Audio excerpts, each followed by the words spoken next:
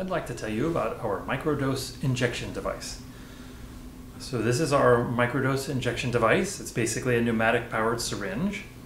It works with the VFC tubing that comes from your vitrectomy console. So this is typically found in the silicone oil injection pack from your vitrectomy machine. This particular one is from Alcon.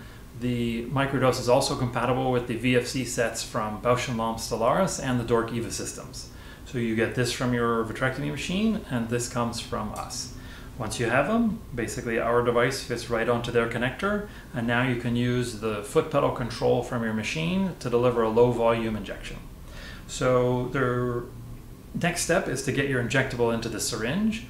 To do that, there are two basic ways. The first and simplest way is to take your injectable in a second syringe and inject it directly into the nose of the MicroDose. So that's the simplest way.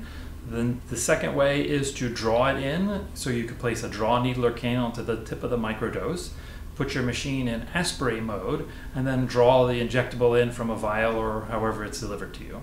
Once you have your injectable into the syringe, you place your subretinal cannula onto the tip. You can use a fixed tip subretinal cannula, or you can use an extendable subretinal cannula. It's a standard Luer fitting, so either will work. The next step is to purge out the air and prepare for the injection. So you set your machine in inject mode at a very low setting, like say 5 or 6 psi. Step on the foot pedal and the stopper should move. If the stopper does not move, just raise the injection pressure 1 or 2 psi and try again until you get some movement on the stopper. You need to purge out the air and get the flow set to where you want it that's appropriate for your injection. Once you have the flow rate set the way that you want it, you're ready to do the injection. So you just take the cannula, you go into the eye, you place the tip of the subretinal cannula in the desired location, step on the foot pedal, and it will deliver the injection. So this is a very controlled, very precise way to do these low volume injections.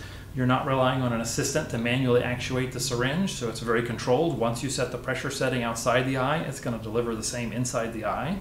There's almost no fluid waste because the cannula is directly on the syringe, so it's a low waste of the injectable.